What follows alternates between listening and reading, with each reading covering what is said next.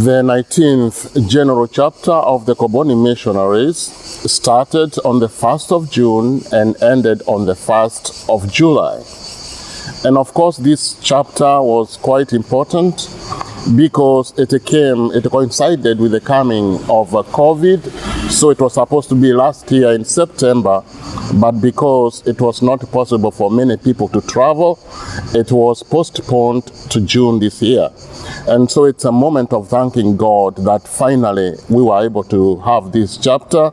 All the people came and we remained together up to the end without any problems, and especially concerning COVID.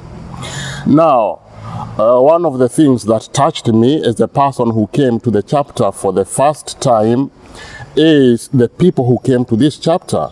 They are from all type of races. We had Africans, we had the Latinos, we had the Europeans. And so we can say all the races that make up the Comboni family were represented in that family. It was an atmosphere of brotherhood, of being together, celebrating together, listening to one another, and even learning from one another. Now, during this chapter, we dealt mainly with the four main topics, even though there were other topics that were added. And these four topics were formation, spirituality, economy, and the rule of life. Now, concerning formation, we discussed a lot about the basic formation that from now onwards will be called the initial formation. And then we talked also about the ongoing formation. Why did we give so much importance to formation?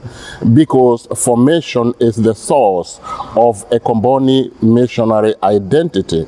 If something doesn't go well with formation, it means even in the communities we will have a lot of problems because people are not able to live together as brothers. In our witness, there will be problems because we lack the Comboni identity.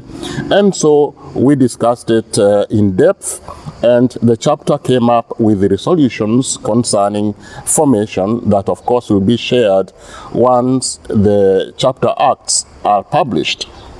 And then the second point of our sharing was concerning spirituality, how to improve our spiritual life as individual members of the Institute, as communities, as circumscriptions, and as a congregation as a whole. And of course, this spirituality must be rooted in the different realities in which we live, and other things that have to be added into this spirituality are things like the integral ecology, the respect for the environment, and other things that are very conversant with our society today, and things that the Pope has underlined in his recent encyclicals. The other aspect that we dealt with in the chapter is economy. We have been having until now a model whose economy was based on donors. We know the donors come mainly from Europe and the American continent. Now the younger generations are giving fewer donations to the church, and we are having confreres, the majority of the vocations coming from the southern world, from Africa and from Latin America, where there are fewer donations.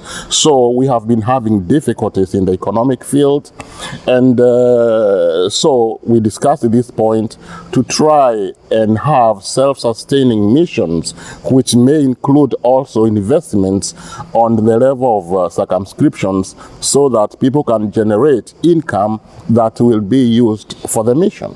And also not just the question of making money or generating money, but also on how to use the money that we have. So people have to be trained in management, in financial accountability, and all these other aspects.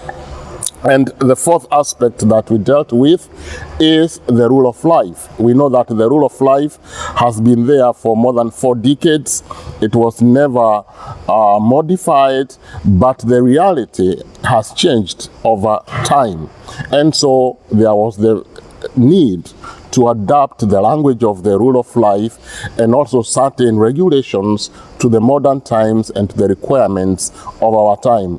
Of course, the changes that were done on the rule of life came from the provinces. We started working from the community level, the provincial level, the continental, subcontinental level, until we reached the chapter here. So these are changes that already people on the ground are aware of, and some of them were suggested by the people on the ground.